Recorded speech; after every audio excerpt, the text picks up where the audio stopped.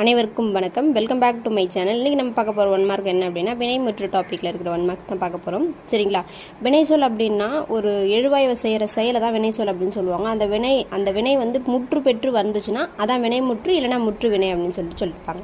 சரிங்களா? வினைமுற்று 5 பால் 3 காலம் 3 இடம் ஆகிய அனைத்திலும் வரும் அப்படின்னு சொல்கிறாங்க. வினைமுற்று 2 வகைப்படும். தெரிநிலை வினைமுற்று, குறிப்பு வினைமுற்று. ஃபர்ஸ்ட் தெரிநிலை வினைமுற்று சொல்லிட்டேன். தெரிநிலை அப்படின்னா செய்பவர், கருவி, நிலம், செயல், காலம், செய்பொருள், இது 6ஐயும் முதன்மையாக வச்சு இந்த 6மே வெளிப்படுமாறு அமைவது தான் தெரிநிலை வினைமுற்று. ஓகேங்களா?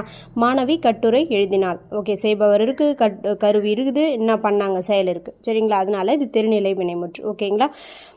அடுத்தது குறிப்பு வினைமுற்றுனா பொருள், இடம், காலம், சினை, குணம், தொழில் ஆகியவற்றில் ஒன்றினை அடிப்படையாக கொண்டு காலத்தை வெளிப்படையாக காட்டாது.